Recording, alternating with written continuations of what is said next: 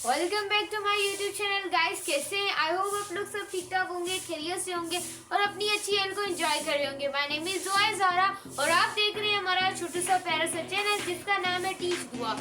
हमने एक टास्क बनाया था, मैंने एक आप लोगों को बताया था कि हम बायोकेमिस्ट्री का चैप्टर पढ़ेंगे जो कि केमिस्ट्री के अंदर है। 3 लेक्चर्स में पूरा चैप्टर कवर कर लेंगे। हमने 2 लेक्चर्स आप लोगों के लिए अपलोड कर दिए हैं। ये last lecture of the video है जो कि बायोकेमिस्ट्री है। अगर आप और चाहते हैं हमारी ये केमिस्ट्री की वीडियो देखना तो लास्ट में कमेंट के अंदर आप लोग इज़हार कीजिएगा। बिना टाइम वेस्ट किए अपनी वीडियो को स्टार्ट भी करते हैं, लेकिन उससे पहले मैं आप लोगों के साथ मेरी एक ही रिक्वेस्ट रहती है कि वीडियो को आगे शेयर किया करें फ्रेंड्स में, क्लासमेट्स में, जो भी है। वीडियो को करते हैं धड़ा से स्टार्ट। आज का जो हमारा टॉपिक है वो है न्यूक्लिक एसिड। अब देखिए न्यूक्लिक एसिड क्या होता है, इंटरनल बहुत डिटेल पढ़ेंगे, but I can discuss about it. What is nucleic acid? Large molecules made up of nucleotide. अब देखिए न्यूक्लिक एसिड एक लार्ज मॉलिक्यूल्स होता है जो किससे बना होता है, जो कि न्यूक्लियोटाइड से बना होता है। I hope you are clear your concept. Next है न्यूक्लियोटाइड कंसेप्शन। भाई न्यूक्लियोटाइड कंसेप्ट किससे होते हैं, मतलब कि न्यूक्लियोटाइड कंसेप्शन किससे होते हैं? एक हमारे पास नाइट्रोजनियस बेस होता है, एक हमारे पास पेंटोज शुगर होती है, थर्ड हमारे पास क्या होती है, फॉस्फेट ग्रुप होता है। इसमें हमारा न्यूक्लियोटाइड क्या होता है, कंसेप्ट होता है। क्लियर हुआ?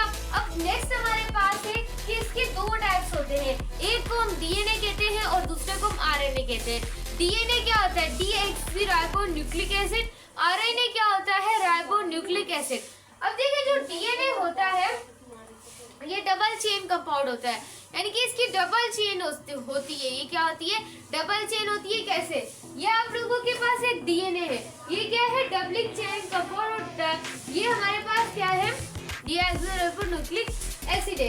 अब ये आप देख रहे हैं कि इसकी 2 चेन है। इसकी कितनी चेन है? There are 2 chain are present in DNA. अब देखिए ये जो चेन है ये इसकी बैकबोन कंसीडर की जाती है। ये आपकी बुक की लाइन में लिखा हुआ है। जब आप मेरे कॉन्सेप्ट लेंगे, बुक जाके पढ़ेंगे, 100% कॉन्सेप्ट क्लियर होगा। अब ये आप लोगों के पास क्या है, बैकबोन है। ये बैकबोन किससे बनी हुई है? काफी टीचर्स ये नहीं लिखते, स्टूडेंट समझ जाएंगे, बट कॉन्सेप्ट को क्रिस्टल क्लियर करवाने के लिए मुझे ये लिखना पड़ा। जो स्टूडेंट पहले से मतलब कि हैं थोड़े से, वो इस चीजों को भले आप नजरअंदाज कर दें। अगर आप लोग चाहते हैं कि, और दूसरा कॉपी पेंसिल पकड़ के यहाँ पे बैठ जाया करें। ये कोई एंटरटेनमेंट नहीं हो रही, ड्रामा फिल्म नहीं चल रही, ये कॉन्सेप्ट दे रही है। तो ये इन दोनों से मिलकर क्या हुई है, बनी पड़ी है। अब ये जो नेक्स्ट है, ये दोनों जो इंटरलिंक कर रही है, ये जो इंटरलिंक करवा रही है ना इन्हें, ये आप लोगों के पास नाइट्रोजन बेस होती है। कॉन्सेप्ट क्लियर हुआ? कॉन्सेप्ट क्लियर हुआ? ये डीएनए आपकी बुक में आई थिंक बना हुआ है, सो वहां से भी अंडरस्टैंड कर लीजिएगा। बट मैंने ये कॉन्सेप्ट आप लोगों को क्रिस्टल क्लियर करवाने के लिए मुझे ये यहाँ पर क्या लिखना पड़ा। तो कॉन्सेप्ट को आप लोगों ने क्या करना है गाइस, क्रिस्टल क्लियर करना है। अब नेक्स्ट आप लोगों के पास आता है कि जो डीएनए होता है। अब आप लोगों की बुक के अंदर थोड़ा सा डिटेल में दी हुई है, व्हाट इज डीएनए। डीएनए किस स्टोरेज का काम करता है? फॉर एग्जांपल मेरे पास एक यूएसबी है। अब मैं अगर अपनी यूएसबी में सारी वीडियो डाल के दे दूं तो उसके अंदर सारी वीडियो दूसरे पर्सन तक क्या करेंगी, पहुंच जाएंगी। ऐसे ही आपका डीएनए है। डीएनए क्या करता है, स्टोरेज का काम करता है। किसका काम करता है? स्टोरेज का, इंफॉर्मेशंस का काम करता है, स्टोरेज का। वो कौन सी इंफॉर्मेशंस का काम करता है? अब देखिए जो डीएनए होता है वो ह्यूमन बॉडी के लिए जरूरी होता है, क्योंकि जो डीएनए होता है वो ह्यूमन बॉडी के सेल के न्यूक्लियस के अंदर क्या होता है, प्रेजेंट होता है। और जो डीएनए स्टोर किसको करता है? भाई हम इसे स्टोरेज क्यों कहते हैं? क्योंकि ये जेनेटिक इंफॉर्मेशन को स्टोर करता है।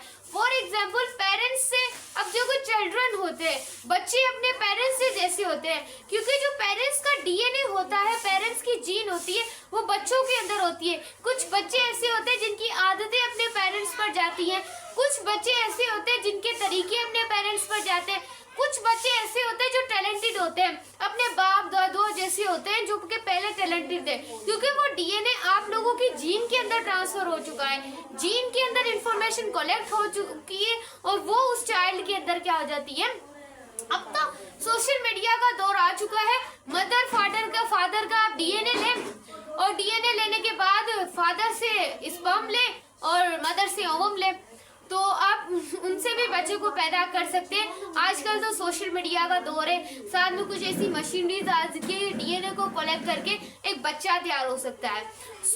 मैंने आप लोगों को इतनी ज्यादा इंफॉर्मेशन दे दी है, बस आपके लिए इतनी काफी है। नेक्स्ट है आरएनए। अब जो आरएनए होता है वो एक मैसेंजर का काम करता है। कैसे मैसेंजर का काम करता है?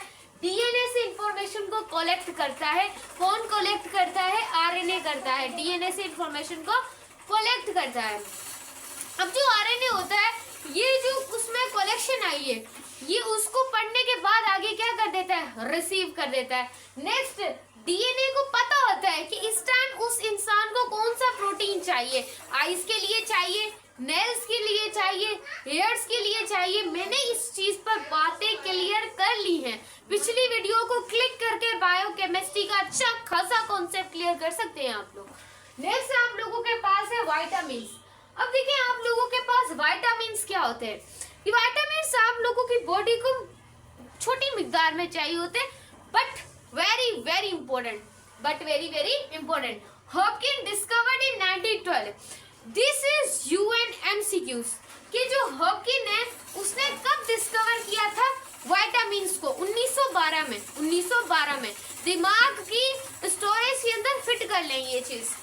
नेक्स्ट है, ऐसे भी पूछा जा सकता है कि जो हॉपकिन है उसने मतलब कि 1912 में कब, मतलब कि कौन सा साइंटिस्ट था, या फिर हॉपकिन था, या फिर हमारे पास कौन सा फंक था?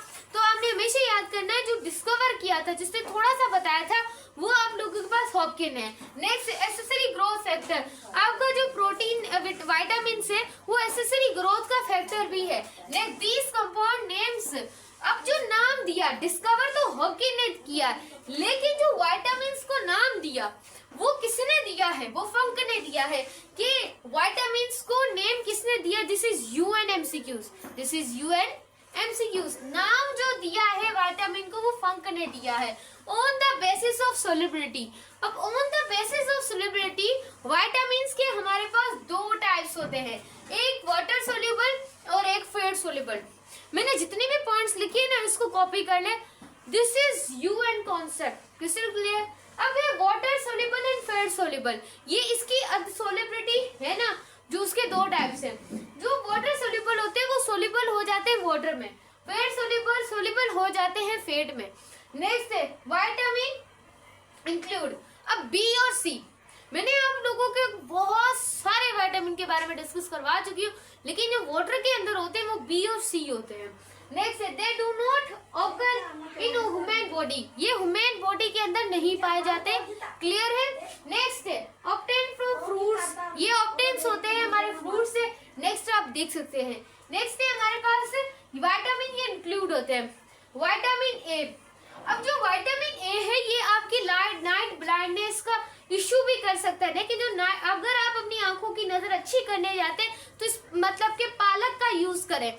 आप कोई भी चीज खा रहे, चावल खा रहे हैं, उसके ऊपर पालक का इस्तेमाल करें। क्योंकि जो पालक होती है वो आप लोगों की आंखों के लिए बहुत अच्छी होती है, बहुत ज्यादा अच्छी होती है। जितना आप कोई भी अगर चावल खाएं उसके ऊपर भी पालक का इस्तेमाल करें।